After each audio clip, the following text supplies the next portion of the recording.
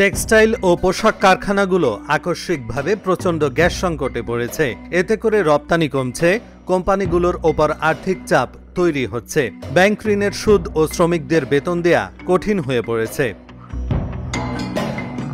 পত্রিকার পাতায় বিজ্ঞাপন দিয়ে নিজেদের অসহায়ত্বের কথা জানিয়েছে Bangladesh textile mills association BTMA, পোশাক খাতের মালিকদের সংগঠন বিজিএমইএ ও বিকেএমইএ এবং টেরি টাওয়েল প্রস্তুতকারক ও রপ্তানিকারকদের সংগঠন বিটিটিএলএমইএ।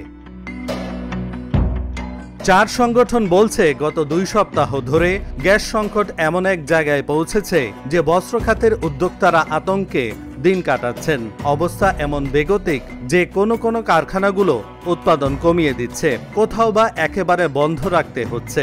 বিশেষ করে ক্ষতিগ্রস্ত হচ্ছে তৈরি পোশাক খাত। উৎপাদন ব্যাহত হওয়ায় রপ্তানির সময় বজায় রাখতে অতিরিক্ত খরচে পণ্য বিমানে পাঠাতে হচ্ছে। এতে করে বড় আর্থিক ক্ষতির মধ্যে পড়েছে অনেক রপ্তানিকারক।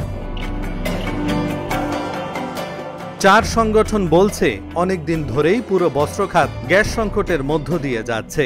সম্প্রতিকালে তা চরম আকার নিয়েছে। এর মধ্যেই সম্প্রতিকালে গ্যাসের দাম 300% বেড়েছে।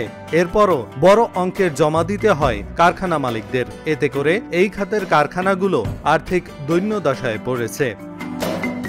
বস্ত্র খাতের সংগঠনগুলো মনে করে, বস্ত্র খাতে বিদেশি বিনিয়োগ আকর্ষণের সুযোগ নষ্ট হচ্ছে গ্যাস সহ জ্বালানি সংকটে। কোথাও কোথাও গ্যাসের চাপ একদম শূন্য বলে জানাচ্ছে তারা। এই অবস্থা চলতে থাকায় $70 বিলিয়ন এই খাত বড় ঝুঁকিতে রয়েছে বলে জানায় চার সংগঠন। এহসানুল হক, ঢাকা জার্নাল।